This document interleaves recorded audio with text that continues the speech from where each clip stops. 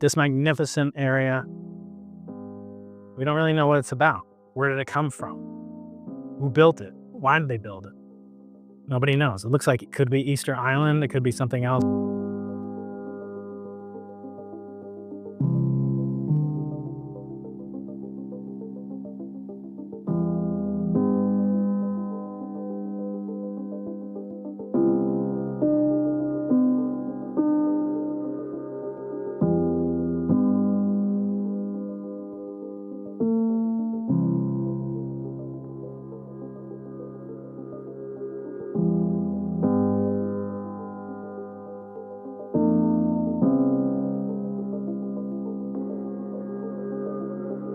So we go over here.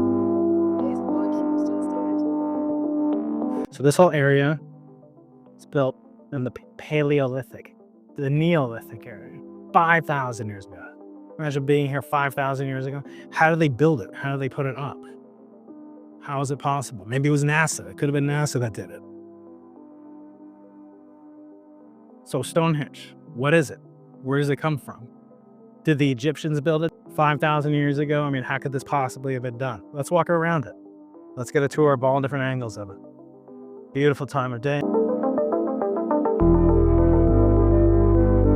Stonehenge, that silent city of stone on the Salisbury Plain in England. We see these magnificent structures and we're instantly struck by a question that has echoed through the millennia. How did this possibly come to be? But before we get to the how, let's just appreciate the what. We're talking about stones that weigh as much as a fully grown humpback whale.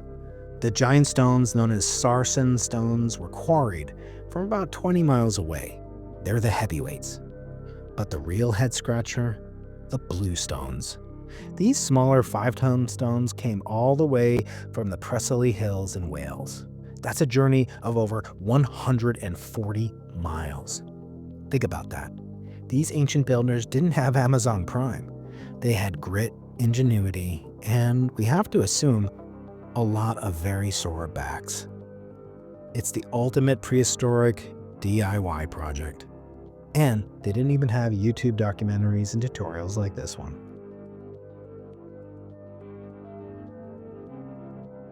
So how did they do it? The truth is, no one knows for sure. It's one of history's greatest unsolved mysteries, right up there along with the pyramids and the Easter Island heads. But that doesn't stop us from making some very educated guesses with the help of modern science and a bit of logic. Forget alien interventions, the real answer lies in human genius. The leading theories suggest a large combination of brute force and brilliant engineering. Were they rolling these giant behemoths on logs? Hoisting them with massive A-frames and rope? Maybe they built enormous earthen ramps. There are some huge dunes and berms nearby that some say are even more impressive than the stone structures themselves. Imagine trying to assemble the world's heaviest flat-pack furniture from IKEA, but your instructions are 5,000 years old and written in, well, nothing at all. The builders even carved woodworking joints, mortise and tenon, into the stone. They were shaping the very bones of the earth with the precision of master carpenters. Bob Vila, take a back seat. It's a testament to the idea that with enough brain power, you can move mountains, or at least engineer parts of them.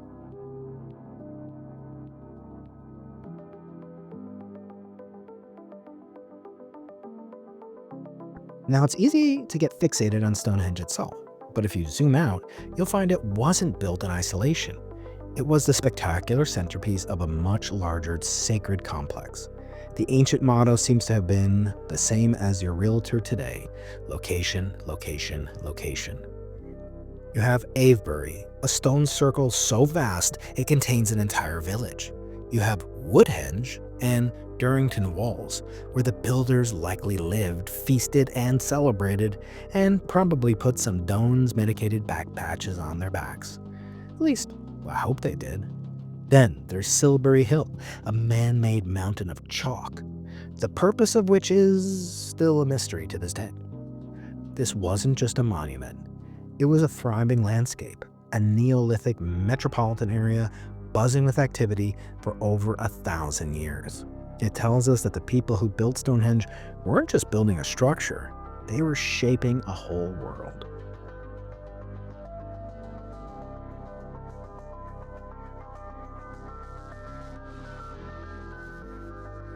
And why would someone want to shape the ancient world? Well, perhaps it was really a timepiece to help them find their place within the cosmos. This is where Stonehenge truly transcends from an impressive structure to a work of sheer genius. The entire monument is a celestial calendar precisely aligned with the movements of the sun. On the summer solstice, the sun rises directly over the heel stone, flooding the central axis with light. On the winter solstice, it sits perfectly between the tallest trilithon. It's a cosmic clock, a way to mark the passage of time, the changing of the seasons, important events, harvests, and perhaps even to predict eclipses. These ancient astronomers, without telescopes or computers or even Zoom meetings and Slack messages, understood the rhythms of the universe and encoded them in stone. They weren't just watching the stars, they were in a dialogue with them. And that conversation is one we're still trying to decipher.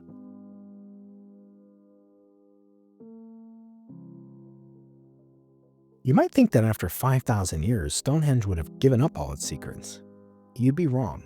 The story is still being written. Today, we're applying the full power of 21st century science to this ancient wonder. Ground-penetrating radar reveals hidden structures beneath our feet. Geochemical analyses are rewriting the story of where the stones come from. We've only just recently confirmed that the altar stone is from Scotland just this past year. Who knows what new technologies like muon tomography might bring to this ancient altar of stone. Every new discovery, every new technique brings us one step closer to understanding not just how they built it, but why.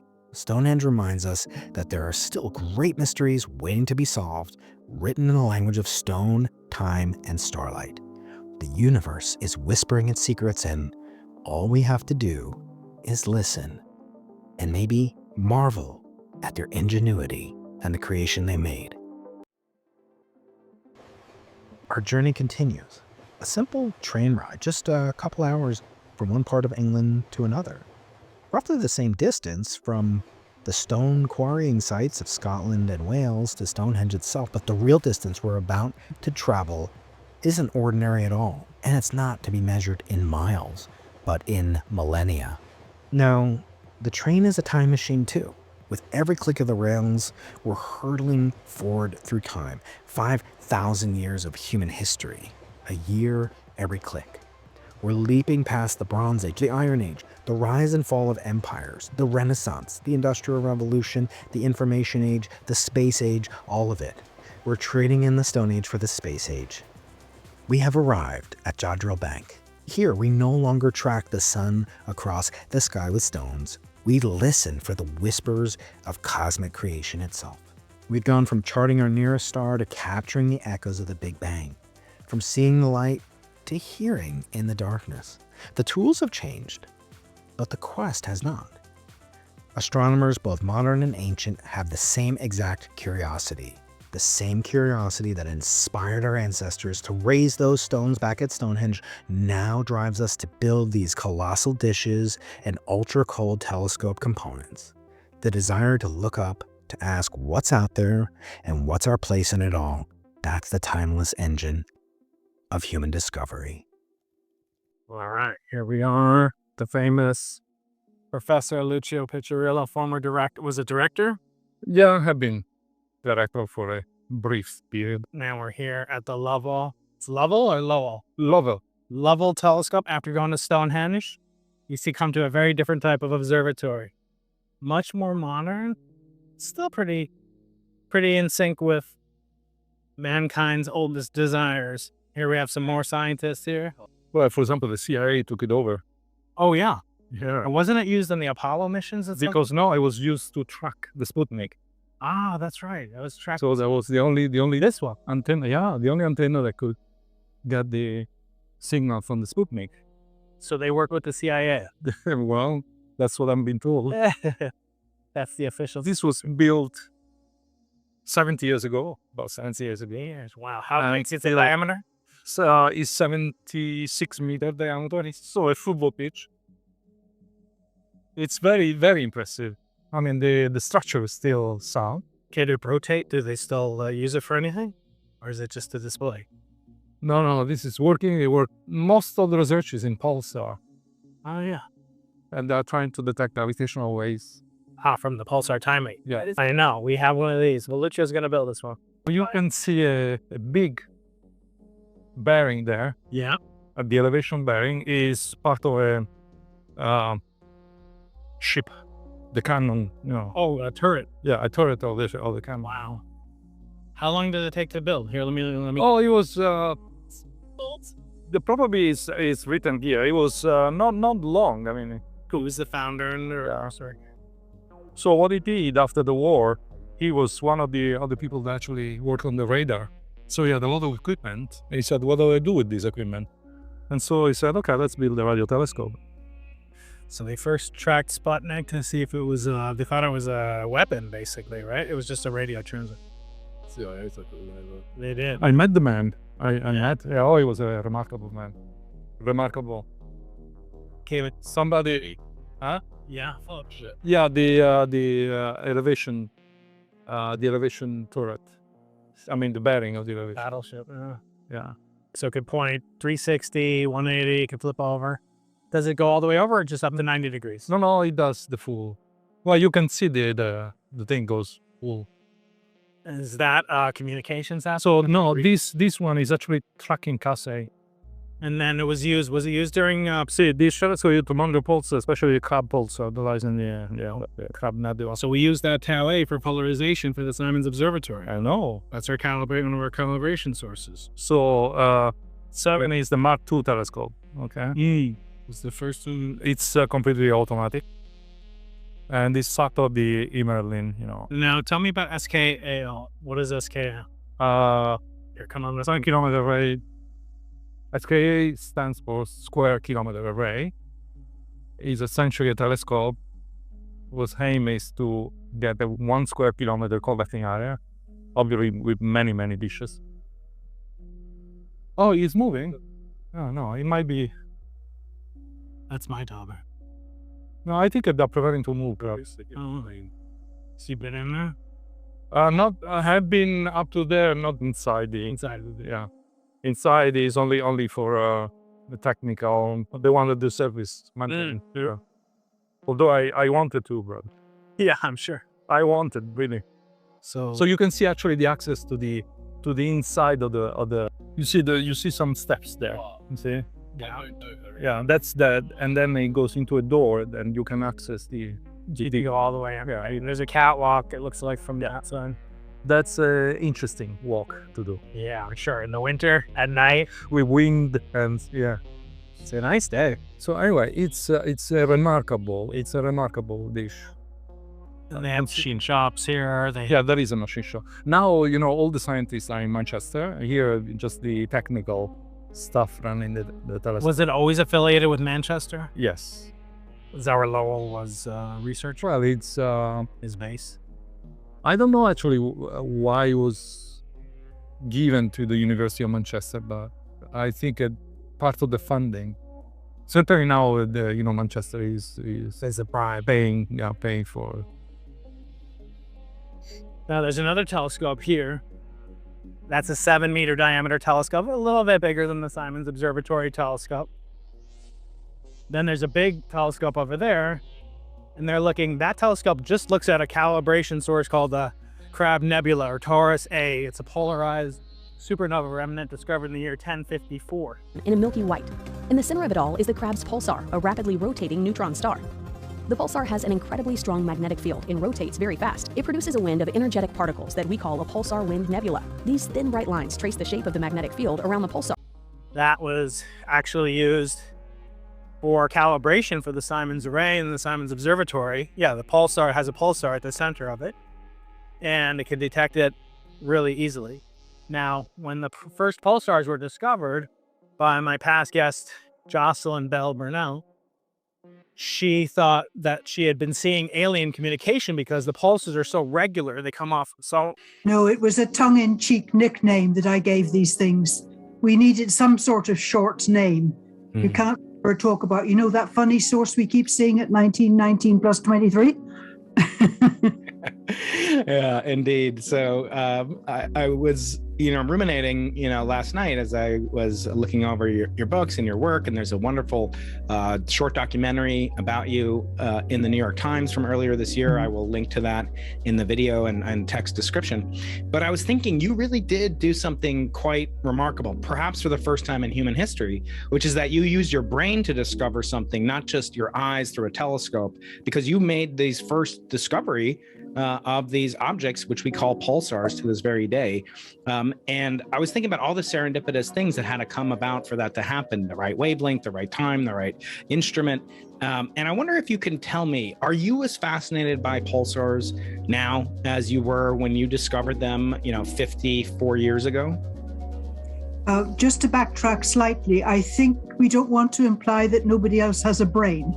No, that's true. That they thought it was actually an alien communication network that was coming in from space, and that they couldn't detect. They were actually so they called the sources little green men, LGM. Today they still look for aliens, but they haven't seen any yet.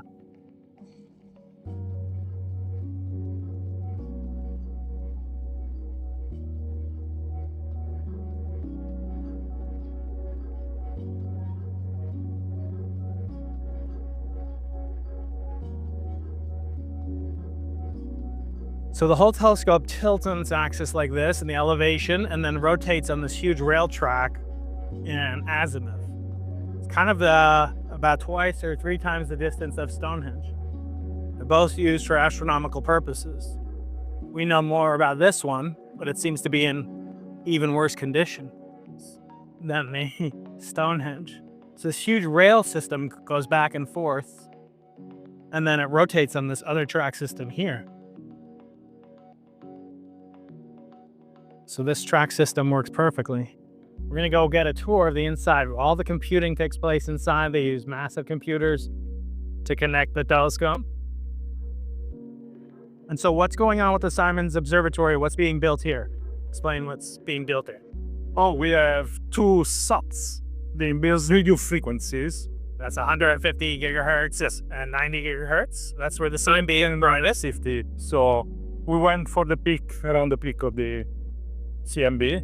And they're using KID detectors? Instead of TES, yeah, we're using KIDS detectors. It's very different than this, right? Very different than that. What kind of detectors were inside of this? Were they radio amplifiers? Radio. What frequencies did it operate at? They're usually from 1 to 5 gigahertz. 1 to 5 gigahertz. Oh, it's very low frequency.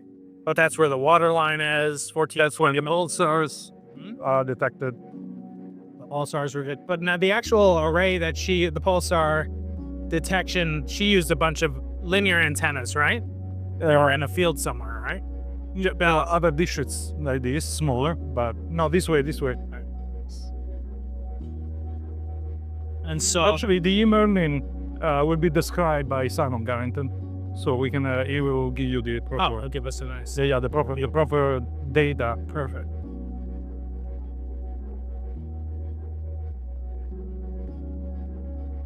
Now, we've come and explored a lot at Jodrell Bank, but it still has many more secrets, including some of the most incredible scientific components and contributions to the Simons Observatory. That will enable us to achieve a wide range of science goals. We're going to see soon where this research takes place, but before we do, we want to take a deeper look at some of the most fascinating research conducted anywhere on Earth, and it's all taking place at Jodrell Bank.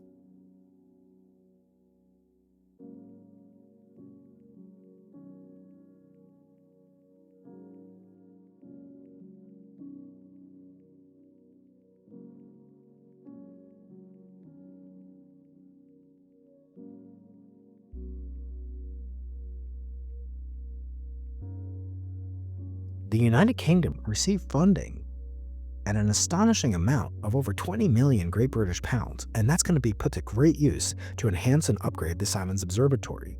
What is known as the updated Simons Observatory will have 3 SATs funded by the Simons Foundation. It was originally called SO Nominal, Then it will have 2 additional SATs, small aperture telescopes, looking for the primordial B-mode polarization due to gravitational waves from inflation, if inflation took place. 2 of them are funded by the United Kingdom, built with different technology, including KIDS, kinetic inductance device detectors. Lastly, our colleagues in Japan are building a 3rd SAT, which will operate at low frequencies to help guard against foreground contamination. This is funded entirely within Japan. So we've got funding from 3 different continents to enable incredible scientific return.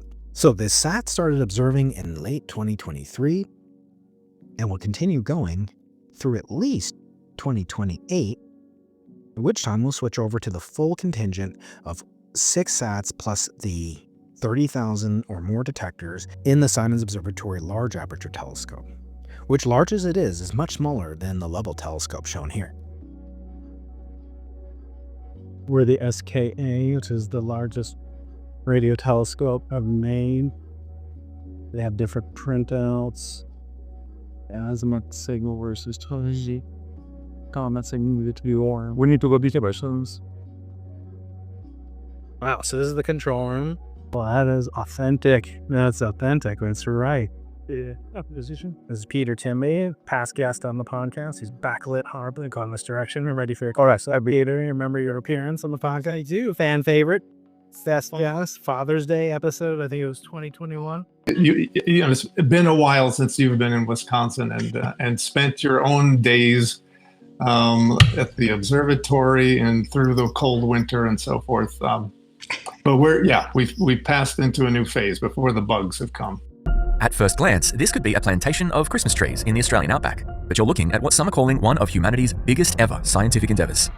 This is an artist's impression of what's known as the SKA Low Telescope, currently being built in Western Australia. It's one of 2 critical components that, when completed, will together form the SKA Observatory, or SKAO. The second part is the SKA Mid Telescope, now under construction in South Africa. SKAO will consist of more than 130,000 antennas and almost 200 dishes across the 2 continents. That will make it the largest radio observatory in the world, promising to answer some of our biggest questions about the universe. ANU's Professor Naomi McClure-Griffiths is a fellow of the Australian Academy of Science who discovered a spiral arm of the Milky Way and is chair of SKAO's Science and Engineering Advisory Committee. She says SKAO will enable science to take a giant leap forward.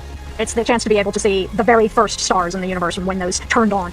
And then everything from the very beginning to us here and looking at how planets form in our own galaxy. For that to happen, radio telescopes must be located a long way from other human-made transmissions, such as TV, radio, and mobile phone signals, which can interfere with the relatively weak radio waves coming from space.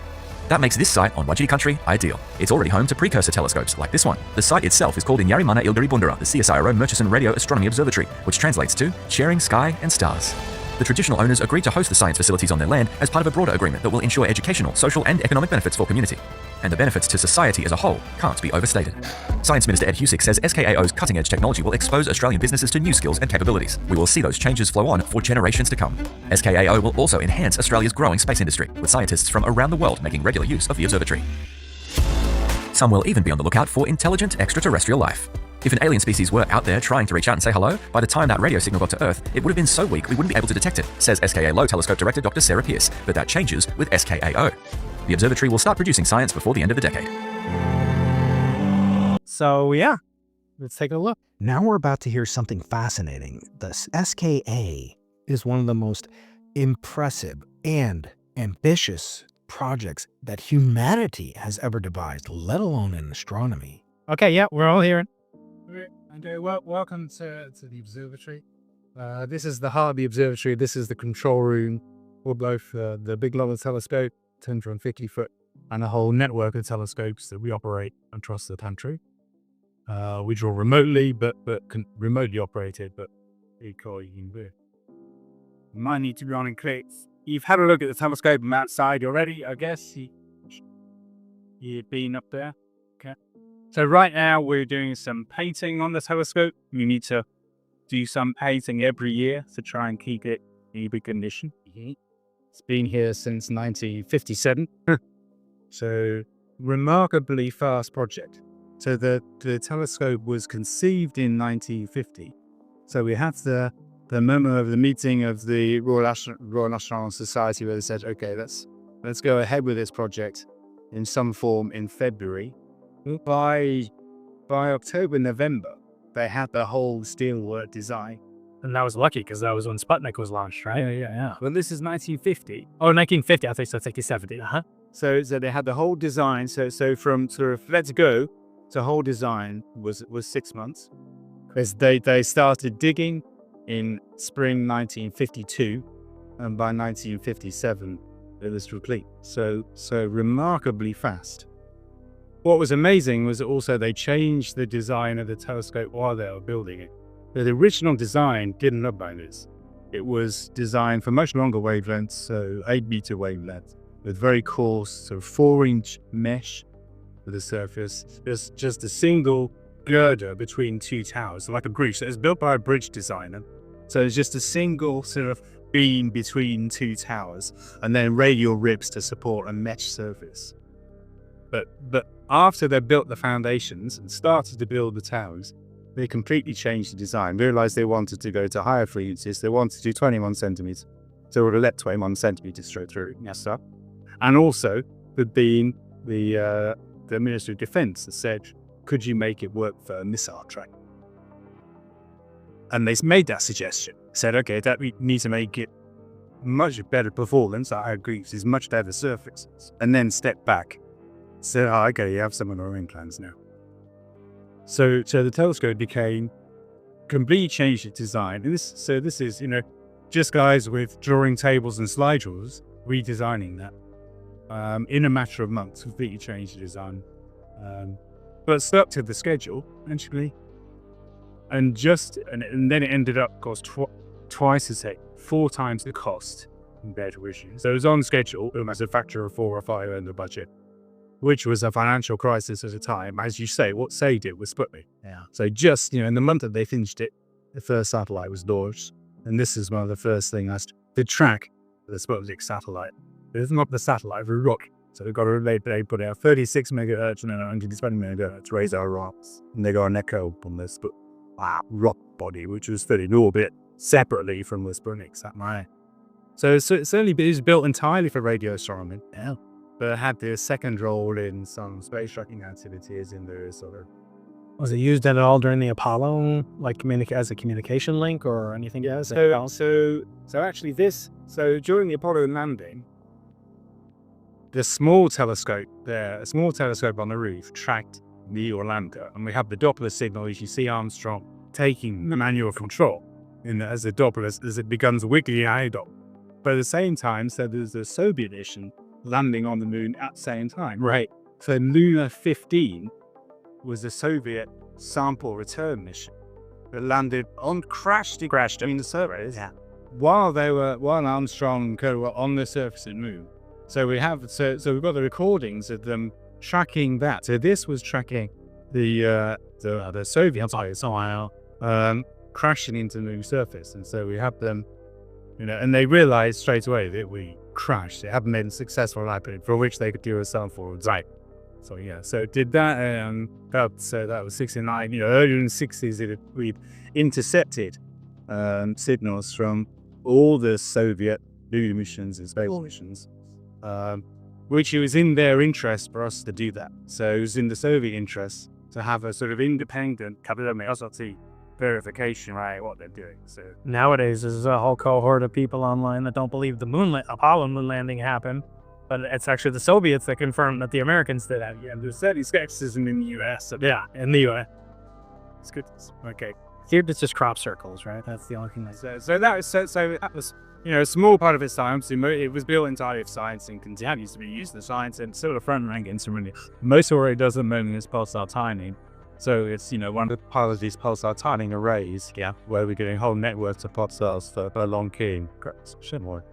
So that's a nanosecond residuals over the just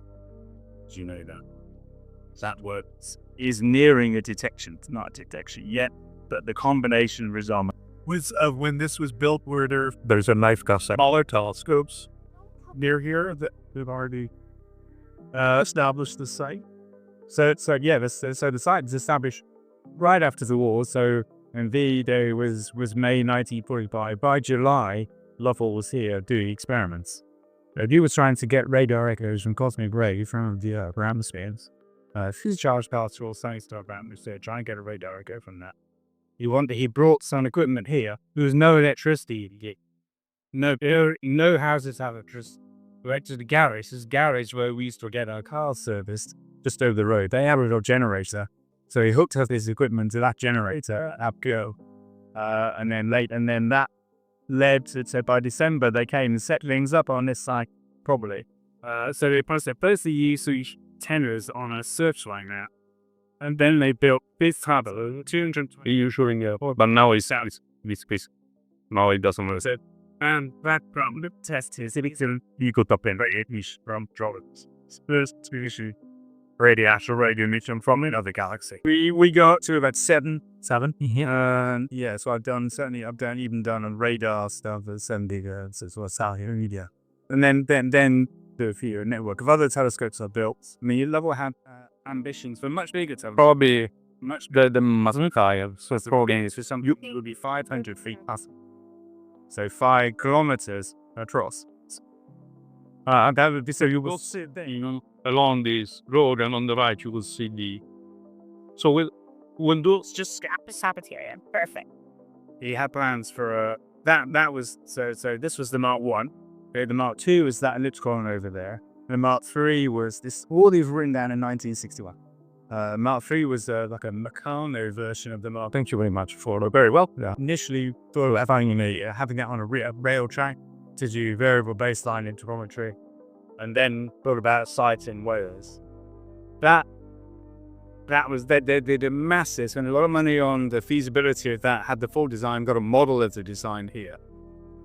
It was the designer for that same designer as this telescope didn't believe in the principle of topology to make a parabola that deforms but stays a parabola, like the F-squared telescope, and all other telescopes now. So he was trying to build it as a rigid structure, and it was just getting heavier and heavier, and then having to be more rigid and just getting bigger and bigger. It became very expensive. So it went, and they had when they put in the final proposal for that, they had sort of this: if you don't fund this, then over an envelope B, and envelope B was the plans for a network of telescope, which became our Emerald network of, sort of long-based uniformity. So the same guys who were building and using this in the late 1950s developed long baseline interferometry. So they were taking transportable antennas to the next field, to the next village across the country, connected back here with a radio. So not constrained by a cable connected in front, but a radio connected interferometer. So they did 1 kilometer, 4 kilometers, 10 kilometers, 100 kilometers. So even by late 1950s, early 60s, they had pre-VLBI, so real-time connected via radio link, but 100 kilometer base ends. And with that they discovered compact sources, which weren't known as and that.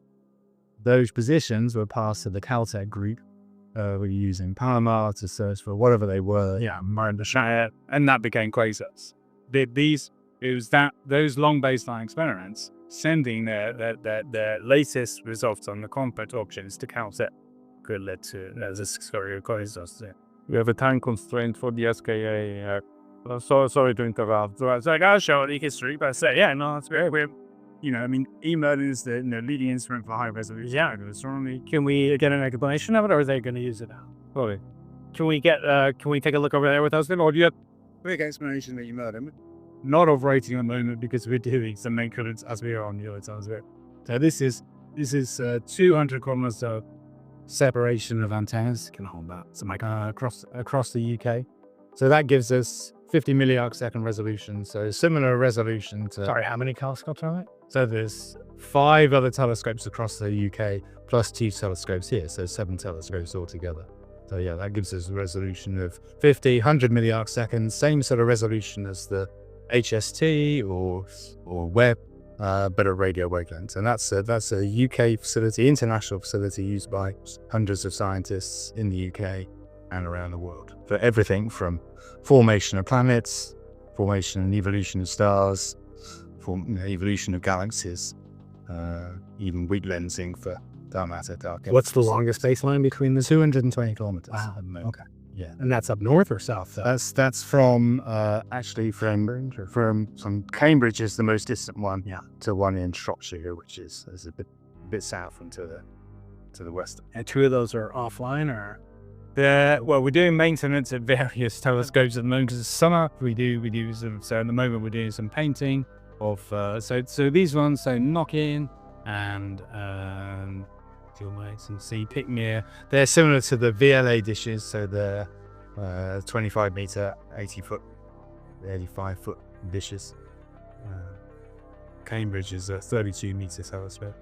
and this is tracking sources. This is the planetarium software here. That's just so we can see where we're pointing. So we're not pointing at the moment because we're just doing some maintenance. But yeah, so no staff at any of those sites, all remotely operated from here. And then we have our own optical fiber network, dark fiber network, connecting those to a correlator here. So as much bandwidth as we want from those telescopes, and then correlated in real time using a hardware correlator built in. So it's analog and not digital, or is digital? No, it's digitized at the telescope. And then sent by fiber. By fiber, yeah. But at the moment, we're just upgrading it to a 100 gigabit network. But at the moment, that's the sort of proprietary format of correlation here. Wow.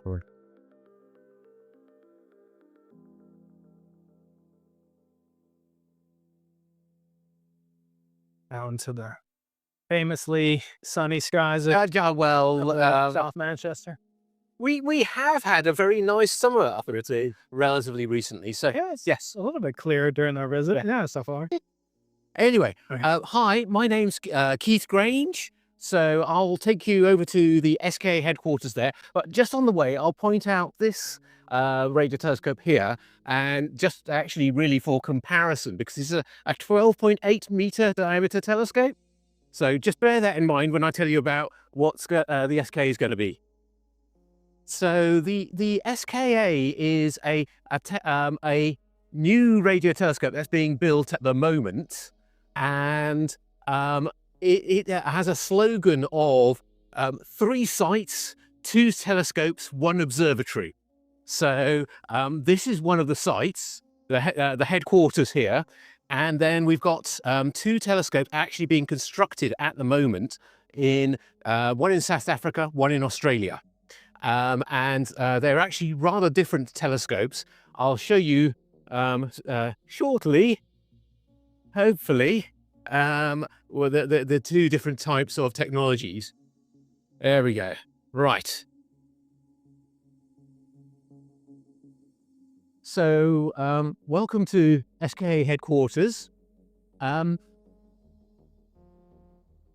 So the SKA is going to be an interferometer, basically much the same as Simon's just been telling you about Merlin, and it's going to be made up of telescopes like this one here, except that those are going to be 15 meter diameter.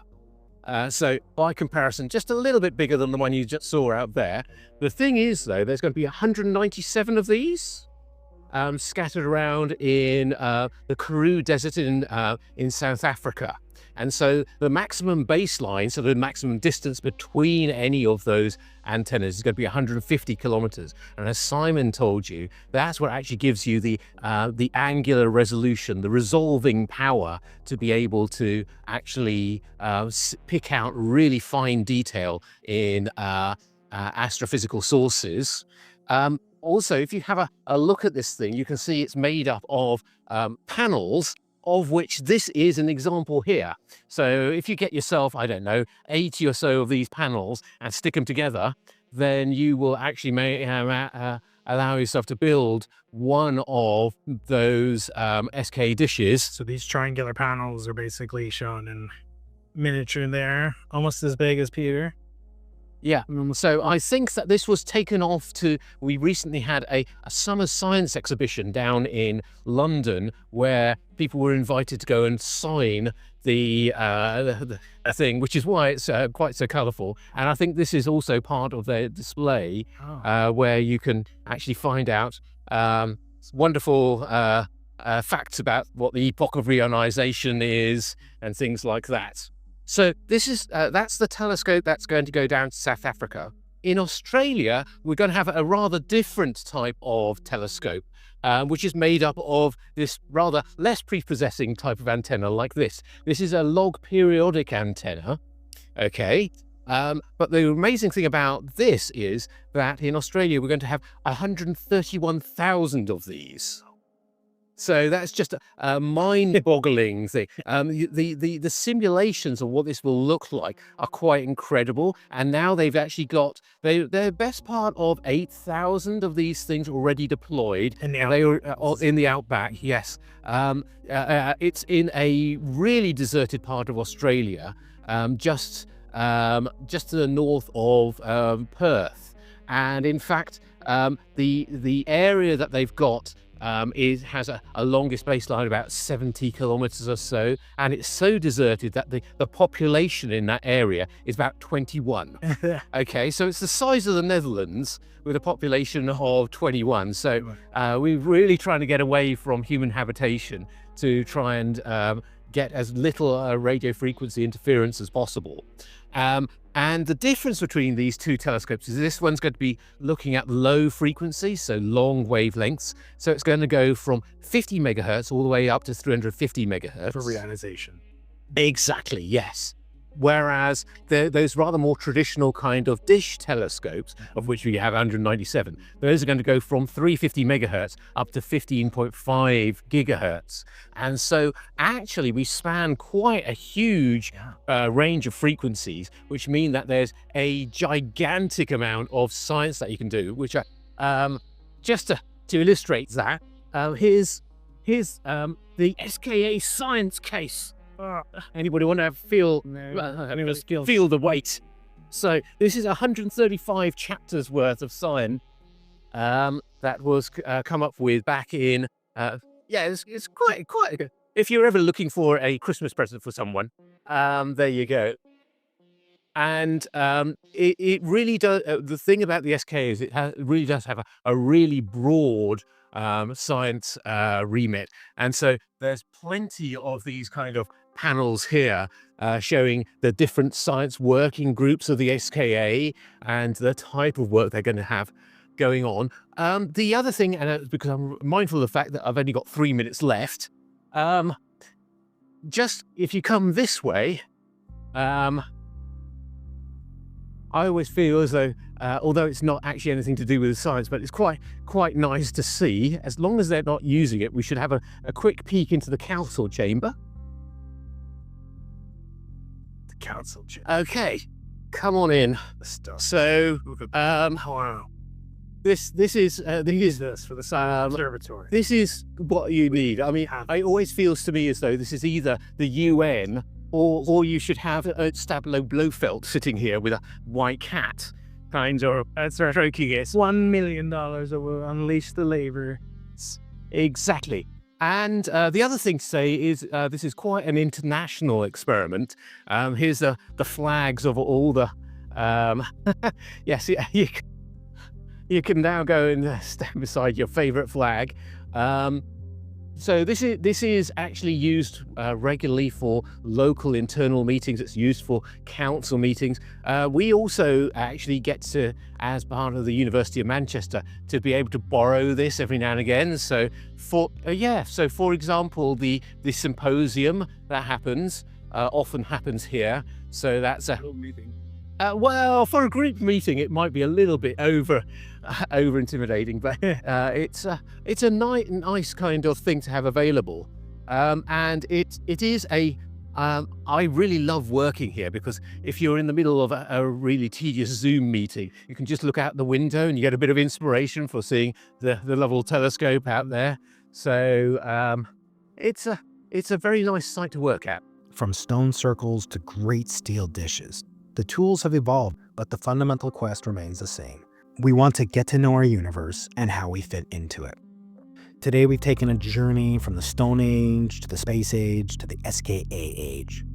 We've mapped the hidden architecture of the solar system, gone beyond it to the local cosmos, looking at pulsars, the beating heartbeats from dead stars.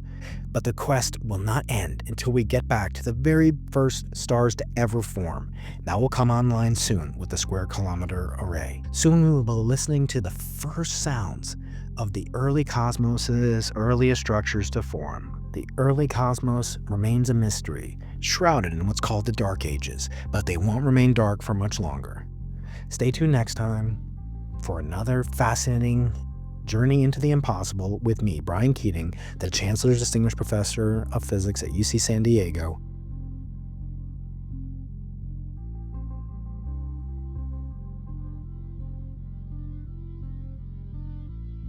As we explore the cosmos, bringing with it our insatiable curiosity.